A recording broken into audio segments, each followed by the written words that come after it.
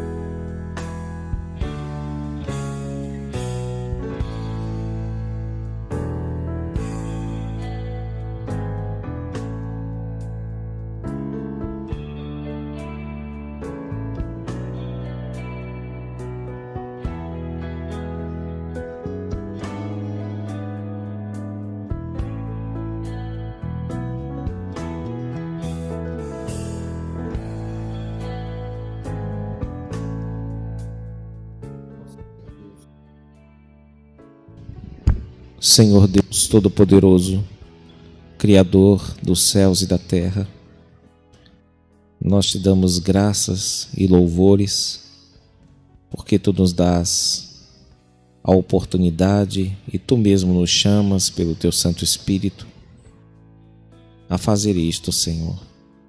Agradecemos pelo poder do Senhor que habita em nós, que opera em nós, que trabalha nas nossas vidas.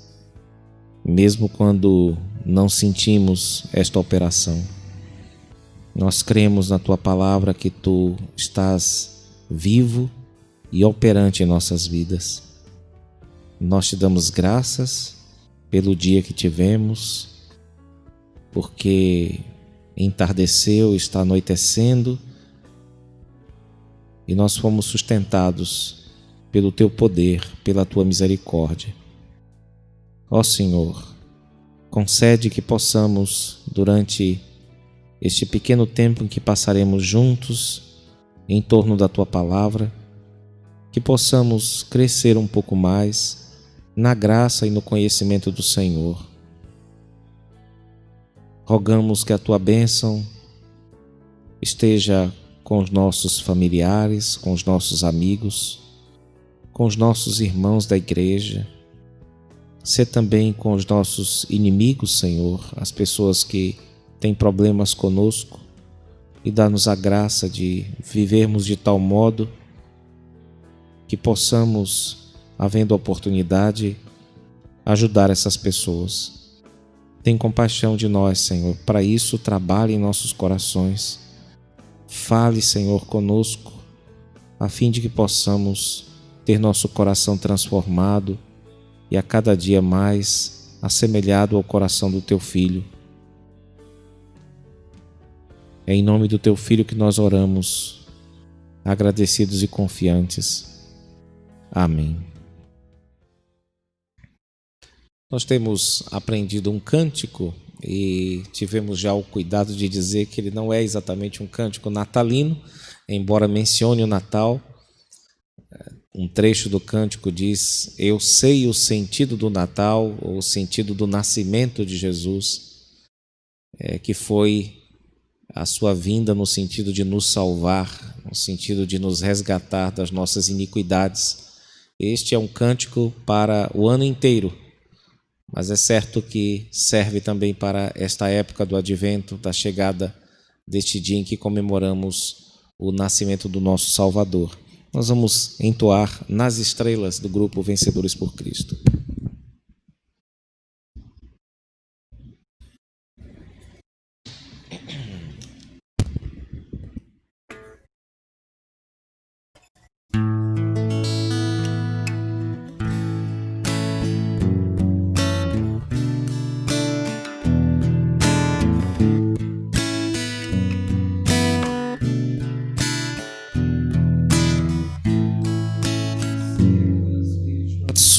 sua mão, no vento ouço a sua voz.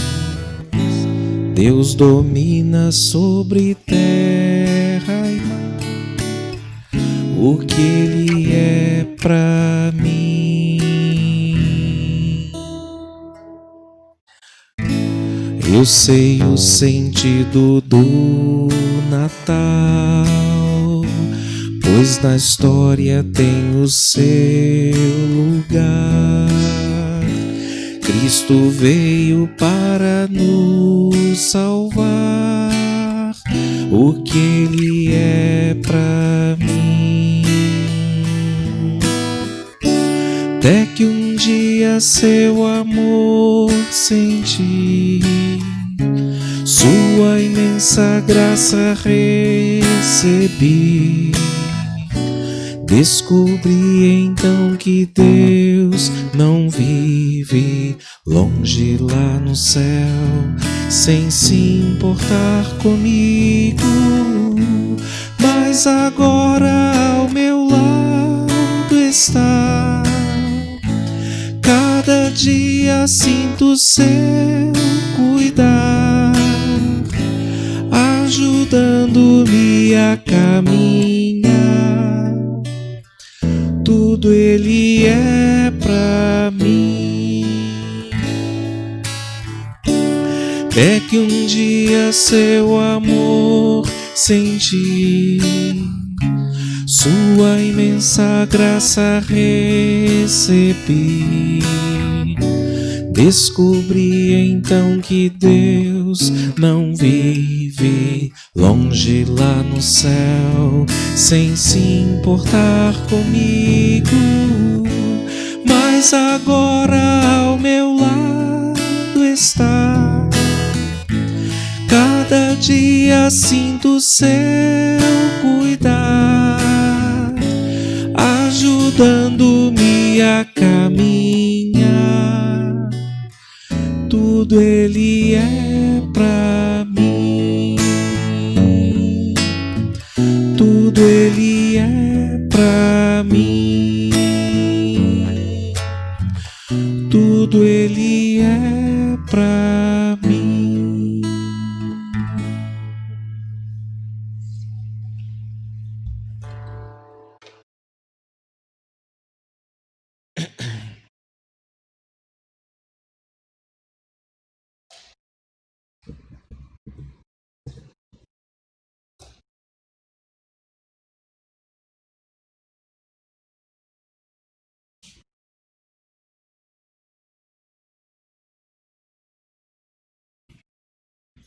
Hoje, se o Senhor Deus nos permitir, nós vamos terminar o penúltimo capítulo do livro O Clamor da Alma, um capítulo intitulado O Mistério de Deus. Nós temos estudado, seguindo a revelação do Senhor, a respeito do agir do nosso Deus, do nosso Pai, neste mundo e também nas nossas próprias vidas. Nós temos visto e aprendido que é possível entender a Deus, é possível conhecer ao Senhor Deus, mas não dá para conter em nossa mente finita, limitada, simples, todos os planos de Deus, o propósito de Deus para todas as coisas. Não dá para compreender a Deus no sentido exaustivo, o seu modo de agir, cada passo que Ele vai dar no mundo, e isso, longe de ser apenas um problema difícil para o intelecto, é também difícil para os sentimentos, irmãos, porque por vezes nós temos de lidar com aquilo que é chamado de o silêncio divino diante dos sofrimentos, diante das injustiças que passamos, das grandes provações. E esse é um assunto que todo cristão em algum momento vai se deparar, e ele idealmente deve estar preparado para pelo menos ter consciência do tamanho desse problema. Você imagine um cristão que sente ou tem uma doença crônica, sente dores na perna, ou no braço, ou na cabeça, ou tem um filho doente, ou um pai doente. Uma pessoa que sabe que Deus é bom, que Deus é poderoso, que Deus está pronto e perto para ajudar, mas que por algum motivo que lhe escapa, o Senhor Deus parece silente, parece silencioso, quieto. Então esse é um desafio não apenas para o intelecto captar, é uma cruz para o intelecto, mas também é esmagador por vezes para os sentimentos. E nós temos aprendido que o nosso dever, independente daquilo que venha a ser a visão dos nossos olhos e as impressões do nosso coração, o nosso dever, seguindo a Escritura, é clamar a Deus, é continuar a chamar por Deus, é não deixar que o silêncio se acumule no nosso coração, não deixar que o peito fique esbraseado, fique pegando fogo, desejoso de uma solução, que de acordo com a Escritura é clamar ao Senhor Deus. O crente também não deve se focar na morte, entendendo que um dia essas coisas vão acabar e buscando consolo nisso. Isso também não é recomendado pela palavra de Deus. E nem tampouco ele deve entorpecer-se com os bens desse mundo, na busca de com eles substituir essa, entre aspas, ausência do Senhor Deus, ou esta demora de Deus em nos atender de modo concreto. Isso nós vimos estudando o Salmo de número 39. E nós somos chamados por toda a Escritura, especialmente no livro dos Salmos, somos chamados a lutar com Deus em oração. Somos chamados a reconhecer que uma das coisas mais difíceis, um dos exercícios mais difíceis para a vida é esperar em Deus, até que Ele se incline para nós e nos ouça. Porque a impressão que nós temos, por vezes, e é sempre bom nós enfatizarmos, é uma impressão que nós temos, não um fato. Nós temos a impressão de que Deus, por vezes, está surdo, de que Deus, por vezes, está mudo, de que Deus, por vezes, está distraído. E o pior, às vezes parece até que não nos beneficia, mas nos ataca.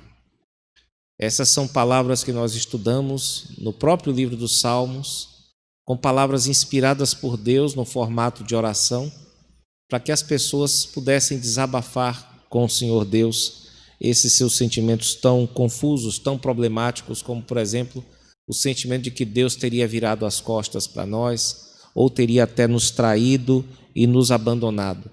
É contra essas impressões que são tão fortes, que por vezes são tão convincentes, que os fiéis são chamados a lutar, a exemplo do que fizeram os antigos santos do passado, de modo especial os profetas e os salmistas. Os irmãos percebem, à medida em que o argumento se desenvolve, que nós estamos lidando aqui com situações limite, né? Estamos em águas perigosas aqui, porque o que eu estou dizendo às vezes se assemelha a um deboche ou se assemelha a um desaforo dito a Deus Todo-Poderoso. E de fato pode ser, porque se nós nos valemos dos salmos, das palavras inspiradas, dos cânticos inspirados por Deus, nós já estamos no ambiente de adoração, de culto. E é nesse ambiente de entrega, de rendição, de culto, de adoração a Deus, é que nós temos de expressar esses sentimentos tão difíceis diante dele, para que, por meio disso, ele trabalhe em nossos corações.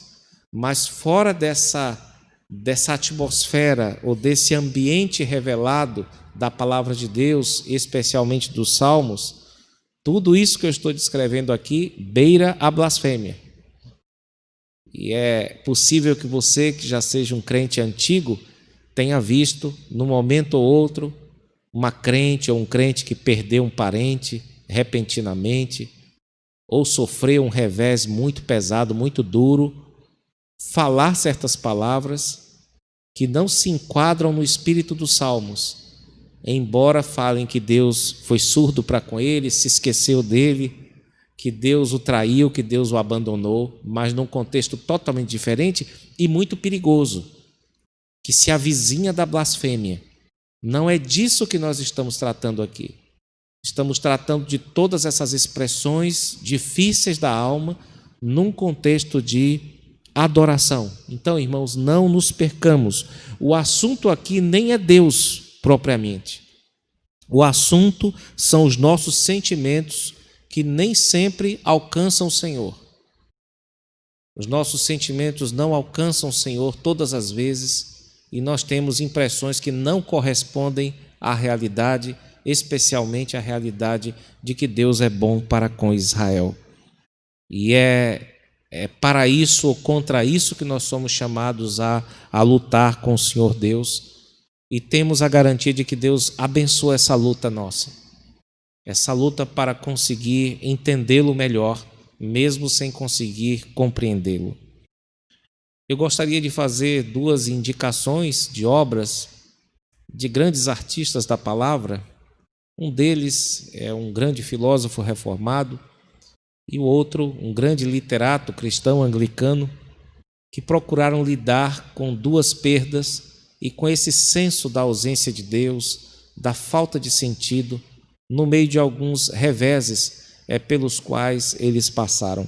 Um deles é o filósofo Nicholas Wolterstorff, um filósofo que trabalha vários temas, né? Talvez esse aqui ele nunca esperava trabalhar. Esse livro dele, Lamento por um Filho, ele perdeu um filho jovem, um acidente nas montanhas, e ele expressa nesse livro, principalmente, como ele mesmo diz, desorientação. Ele está vagueando, está desorientado porque ele perdeu o querido Eric, o filho dele. E em determinado ponto ele faz referência a um livro que eu vou mencionar aqui agora, mas eu vou fazer a leitura do trecho em que ele menciona o seguinte livro aqui, do C.S. Lewis. Na página 69 ele diz: C.S. Lewis, escrevendo sobre a morte de sua esposa, estava dolorosamente angustiado com Deus. Ele merecia algo melhor do que ser tratado tão miseravelmente. Eu não estou angustiado, mas aturdido e magoado.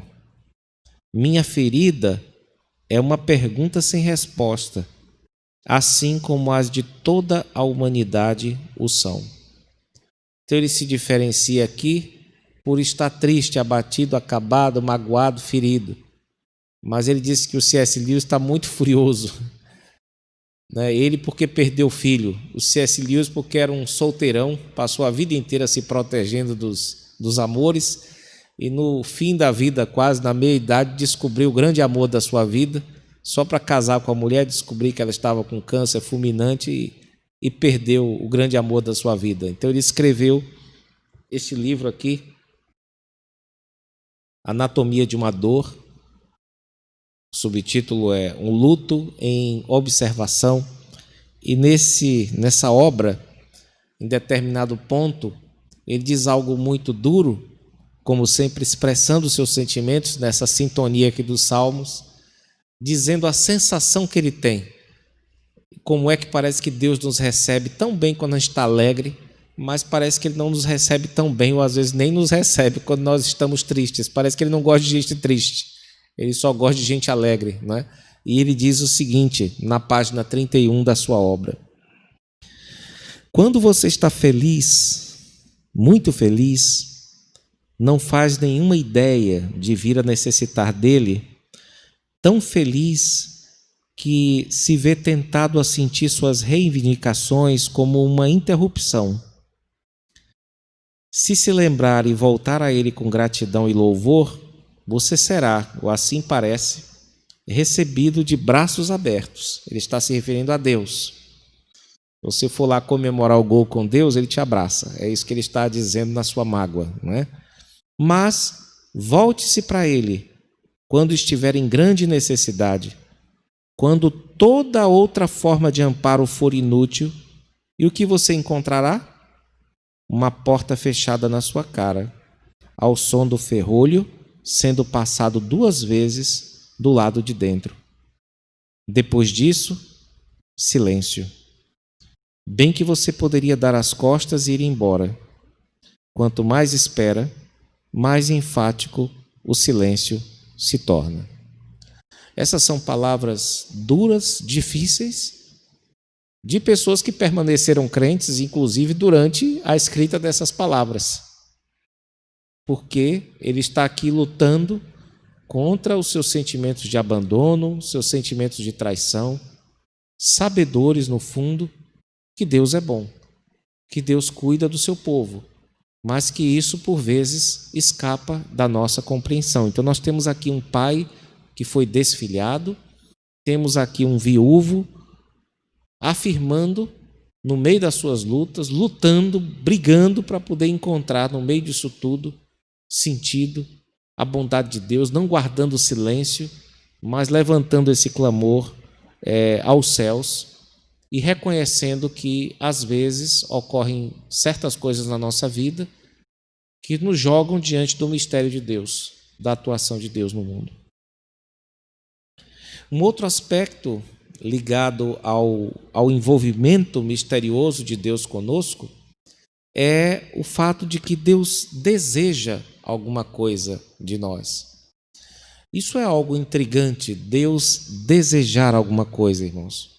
Porque nós sabemos da Escritura que Deus é autocontido, que Deus é autossuficiente, que Deus não precisa de nada nem de ninguém, que Deus é perfeito, que Deus é a fonte de toda felicidade, de toda satisfação, de toda bem-aventurança. No entanto, o que nós vemos em vários pontos, inclusive no texto que abriu esta edição do Chimarrão, não é? É o Senhor Deus revelando tristeza, revelando indignação e dizendo ao seu povo que está insatisfeito com aquilo que tem recebido dele.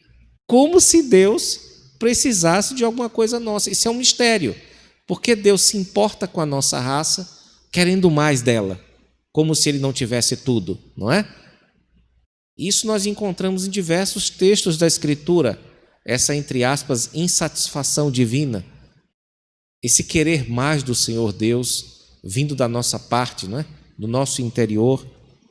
Ouçam, irmãos, o que diz o Salmo de número 50, a queixa divina contra o povo, que estava até prestando um culto certinho, bonitinho, mas sem um coração. A forma do culto estava direitinha, de acordo com aquilo que era ordenado. Mas Deus usa até de ironia para o povo, para despertar o povo para uma paixão maior por Ele, um desejo maior por Ele. O Salmo 50 nos diz assim, e eu peço a você que ouça com atenção esta porção. Escuta, povo meu, e eu falarei, ó Israel, e eu testemunharei contra ti. Eu sou Deus, o teu Deus. Não te repreendo pelos teus sacrifícios, nem pelos teus holocaustos continuamente perante mim.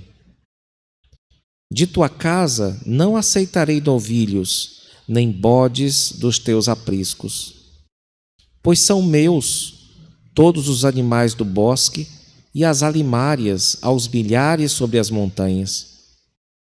Conheço todas as aves dos montes, e são meus todos os animais que pululam no campo. Se eu tivesse fome, não tu diria, pois o mundo é meu, e quanto nele se contém. Acaso como eu, carne de touros, ou bebo sangue de cabritos?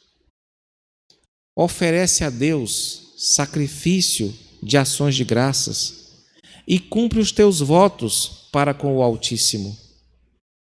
Invoca-me no dia da angústia, eu te livrarei e tu me glorificarás. Observem que passagem maravilhosa nós temos aqui, irmãos.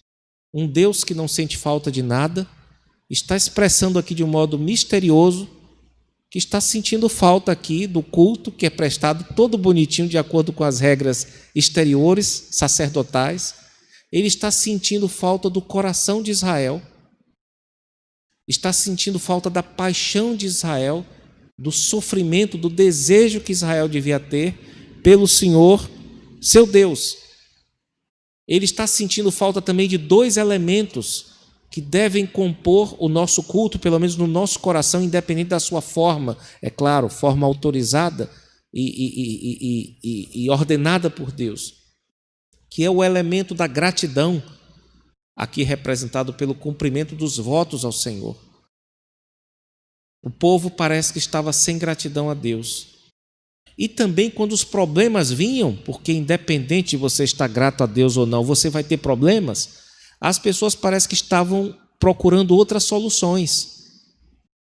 E por isso Deus fala essas palavras tão memoráveis, não é? Que deviam estar no coração de cada crente. Não apenas seja grato a Deus quando as coisas estiverem bem, mas quando as coisas estiverem mal, invoca a Deus. Invoca-me no dia da angústia, no dia do aperto. Eu te livrarei e tu me glorificarás. Não é um mistério isso?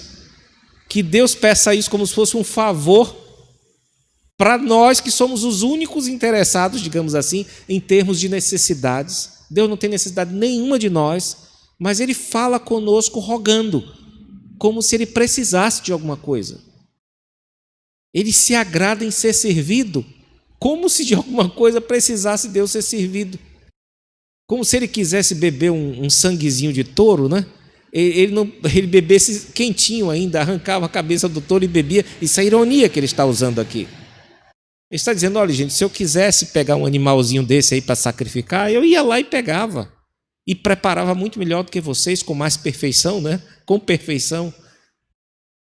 Mas não é isso que eu quero. Então é um mistério para nós como é que Deus insiste tanto conosco para que a gente entregue o nosso coração tanto na gratidão como na angústia, sendo que Deus não precisa de nada, meus irmãos. E Ele faz uso às vezes de linguagem rebuscada, né? Aqui revelando raiva, revelando sarcasmo até, revelando desejo, repreendendo a igreja da época, que eu repito, estava obedecendo tudo direito, dentro da lei, da parte cerimonial, estava tudo certo, mas que parece estava faltando aqui o coração que Deus queria que fosse entregue para Ele por meio desse culto. Em certo sentido, irmãos, essa busca divina por verdadeiros adoradores, né, ela se estende por toda a história do povo de Deus e Deus sempre está perguntando isso, não é? Se Ele se agrada de fato, ou se vocês acham, ou se você pensa que Deus se agrada do tanto que você mexe seus lábios, ou do tanto que você vem à igreja, ou participa das programações da igreja no sentido externo e correto, o sentido sacerdotal, mas tendo faltante no coração o elemento da paixão por Deus, do desejo por Deus, tanto de dar graças a Deus, reconhecendo seus benefícios, como também de clamar a Ele quando as coisas forem mal, forem muito ruins, irmãos. Esse foi o Salmo 50. Quem, ao que parece, captou bem essa ideia foi Davi, no Salmo 51. Não é? Ele estava angustiado por conta do seu pecado ter sido descoberto, por conta do seu arrependimento, e ele capta bem aquilo que Deus mais quer de nós, que não é simplesmente que nós obedeçamos segundo o modelo sacerdotal, segundo as formas exigidas, porque Deus, sem dúvida alguma, tem uma forma pela qual nós devamos adorá-lo. Mas não é só isso, irmãos. O mesmo Deus que diz, não farás para ti imagem de escultura, e determina assim o modo de ser adorado, é o mesmo Deus que diz, não terás outros deuses diante de mim. Então Ele ama tanto a forma como o conteúdo, tanto o aspecto sacerdotal como o aspecto profético, por assim dizer. E nesse ponto o salmista Davi captou bem no salmo seguinte, no Salmo 51, nos versículos 16 e 17, esse que é o desejo que o Senhor Deus tem, que a forma com que nós cultuemos a Ele reflita um coração cheio de gratidão e cheio de confiança de que se clamarmos a Deus na angústia, Ele há de nos responder e nós de glorificá-lo. O Salmo 51 nos diz assim: pois não te comprases, Davi diz ao Senhor, pois não te comprases em sacrifícios, do contrário, eu te os daria. E não te agradas de holocaustos. Sacrifícios agradáveis a Deus são o espírito quebrantado. Coração compungido e contrito não desprezarás, ó Deus. É triste para nós admitirmos, mas é possível, irmãos, que com frequência nós acreditemos que Deus se satisfaz com a carne de sangue ou com a carne de touros, não é? Com a carne de bodes, com o sangue de touros e com o sangue de bodes. Ou se nós trouxermos para a nossa realidade atual, como cristãos, depois do Antigo Testamento, muito tempo depois, às vezes nós nos enganamos pensando que Deus aceita um culto só porque ele tem o formato presbiteriano, um formato exterior ortodoxo, que o agrada sem dúvida. Mas Deus quer mais de nós, irmãos. Mesmo não precisando um pingo, não precisando de nós para nada, é um mistério. Mas Ele vive falando aos nossos corações para que o nosso culto seja integral, como se Ele ganhasse alguma coisa com isso. E realmente não é esse o caso, irmãos. E o pior é que quando Deus dá a entender que não valorizaria um culto prestado com do jeito certo, visível, né, nós nos irritamos. Nós nos perguntamos o que mais que Deus quer de nós, não é? Nesse ponto nós revelamos uma mentalidade muito próxima daquele que ficou conhecido na história como o irmão do filho pródigo, não é?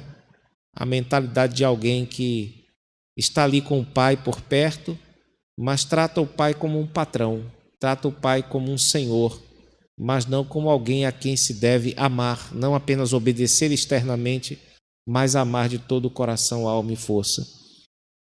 Ouçamos, para lembrarmos um pouco, do relato de Lucas, no capítulo de número 15, dos versículos de 28 a 32, aquele finalzinho da parábola, não é, do filho pródigo, como chamam, mas podia também ser do filho egoísta, não é? Ou do pai perdoador, do pai pródigo, como muitas vezes tem sido chamado, que é o pai que derrama o seu amor sobre todos os seus filhos. O texto nos diz assim, Lucas 15: ele se indignou, o filho mais velho, não é? Após a chegada do mais moço. Ele se indignou e não queria entrar. Saindo, porém, o pai procurava conciliá-lo. Mas ele respondeu a seu pai: há tantos anos te sirvo, sem jamais transgredir uma ordem tua, e nunca me deste um cabrito sequer para alegrar-me com os meus amigos.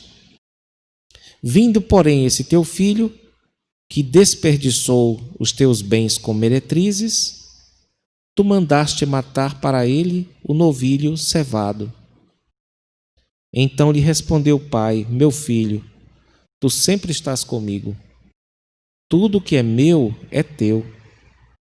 Entretanto, era preciso que nos regozijássemos e nos alegrássemos, porque esse teu irmão estava morto e reviveu, estava perdido e foi achado. O que nós constatamos é que esse irmão mais velho, o mais certinho, não é?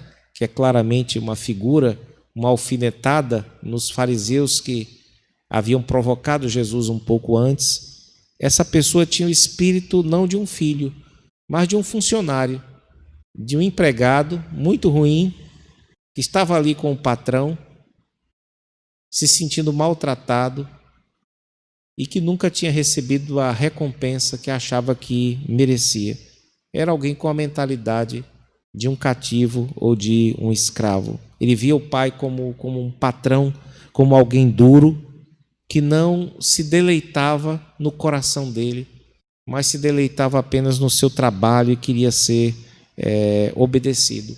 E muitas vezes nós corremos esse risco, irmãos, de tratar Deus como uma espécie de patrão, né, que nos mandou fazer uma coisa, então a gente tem que fazer, né?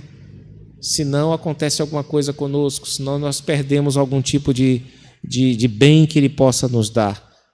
E assim nós vamos nos encaminhando para uma rotina sem nenhuma paixão por Deus. Quando eu uso o termo paixão, eu me refiro à sensibilidade que nós devemos ter para as coisas mais elementares ligadas à nossa vida com Deus. Quer sermos gratos a Deus, isso nós devemos fazer, sempre agradecer a Deus, porque nós recebemos sempre coisas de Deus, e como as nossas necessidades não param, os nossos apertos estão aí, não é? Nós invocarmos o nome do Senhor antes de buscarmos os recursos deste mundo. Então Deus se sente desrespeitado quando nós somos ingratos. E Deus se sente desrespeitado quando nós somos autossuficientes na nossa loucura, que isso não existe na prática, ou quando nós buscamos socorro no braço humano antes de buscarmos socorro nele. Então isso aí é responsável pelo esfriamento da paixão do povo de Deus por ele, e Deus reclama disso, como se precisasse. Nós estamos então falando desse mistério que é o Senhor Deus exigir uma obediência mais profunda do que essa mecânica, que é importante, eu repito, mas que não é aquilo que agrada ao Senhor Deus, irmãos.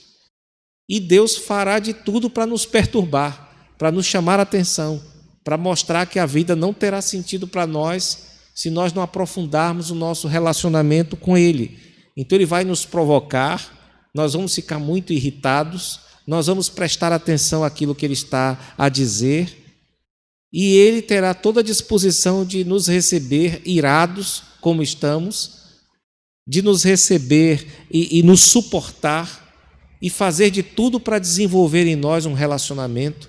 E Deus chegará ao ponto de entregar o seu próprio Filho em nosso lugar, para que nós possamos nos aproximar dele mais, para que nós possamos conhecer o profundo do seu coração revelado na pessoa do seu Filho, irmãos. Então é por meio desse caminho misterioso que nós não conseguimos compreender. Você consegue entender esses recados de Deus? Estão claros para você, mas não dá para pegar o fundo disso aí. Como é que alguém se importa tanto, insiste tanto conosco, sendo que Ele não precisa de nós para nada? E talvez um outro mistério seja da nossa iniquidade, não é? Como é que nós não cedemos de imediato a um apelo de um Deus desse? E nós ficamos no máximo nas formas exteriores, sem desenvolver por Ele um senso profundo de gratidão e um senso profundo de necessidade.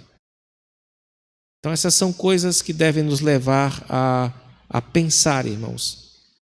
E com essas considerações nós chegamos ao fim deste capítulo bastante profundo, né? Que de certo modo abarca o livro inteiro, que é o mistério como Deus, de Deus se importar conosco, inclusive nessa parte dos nossos sentimentos, que é uma coisa tão fina, né? tão pertencente apenas a nós. Deus se importa também com essa área e nos busca, nos procura de fato. No próximo capítulo, que é o capítulo final desta obra, nós focalizaremos agora não mais as impressões do coração, que são essas complicações todas que vocês estão vendo, né? Mas nós focalizaremos num fato, naquilo que para o crente, quando ele assume a sua posição de crente, quando ele entende e toma consciência da sua posição diante de Deus, do que Deus fez em sua vida, nós vamos estudar isso, aquilo que está além de todo o sentimento que nós possamos ter errôneo a respeito do nosso Deus. É o fato de que Deus é bom. Então nós vamos estudar, no último capítulo, a bondade do Senhor Deus. O fato de que Deus é bom para todos, que as suas ternas misericórdias permeiam todas as suas obras, que Deus é providente para com toda a criação. A sua providência geral se estende a tudo o que Ele fez.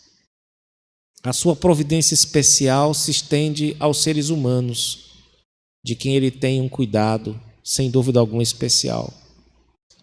E a providência de Deus se concentra de modo especialíssimo na vida do seu povo, na vida da sua igreja.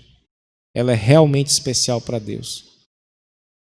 Sobre essa bondade, esse capítulo tratará, portanto, dos fatos, tais como a Bíblia os descreve, e não como os nossos sentimentos turbam, né? E tumultuam.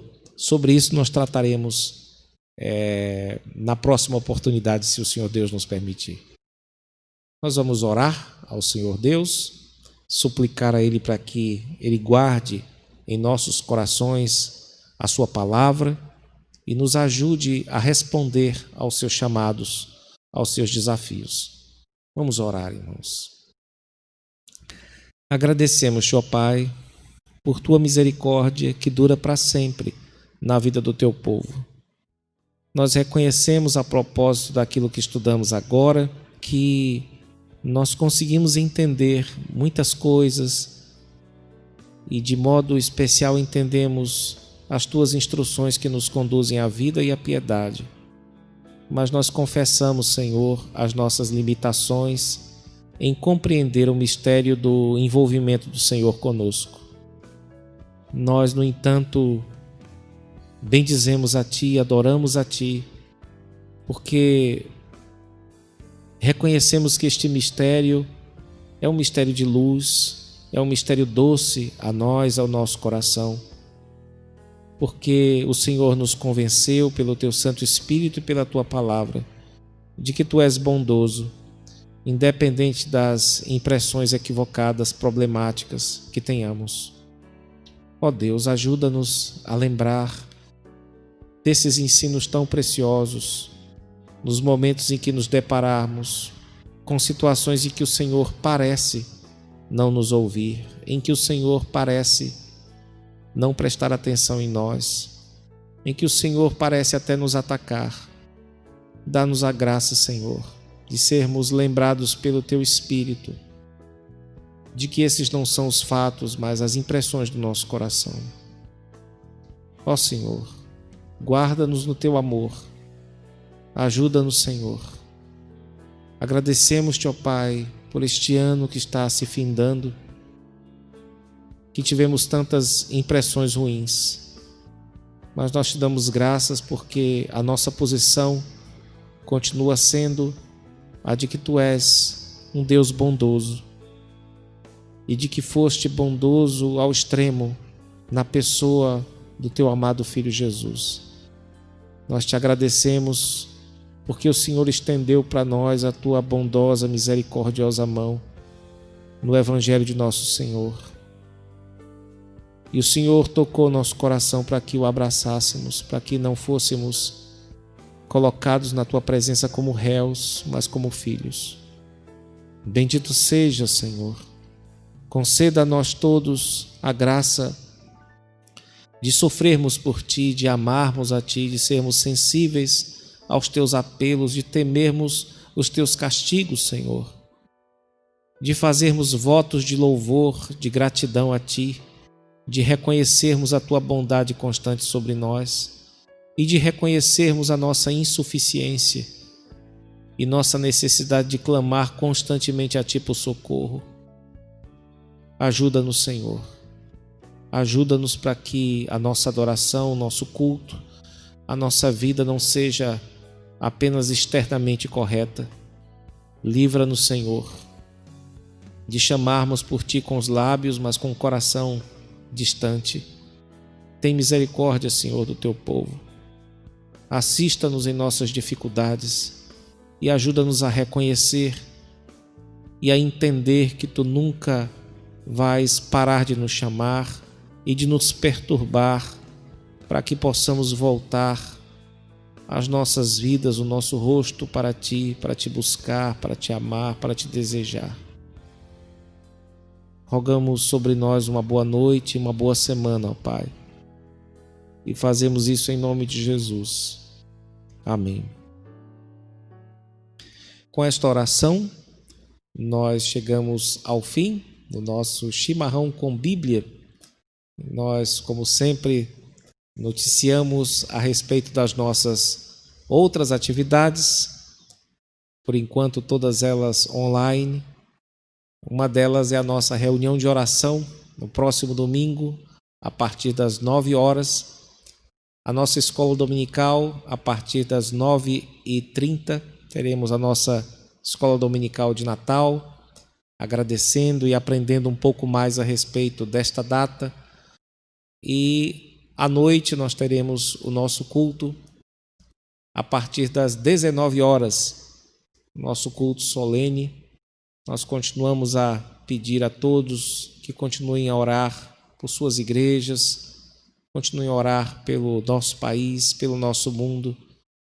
Continue a suplicar a Deus luz, graça e sensibilidade para ver a sua boa mão continuando a conduzir a nossa história como bem lhe parecer.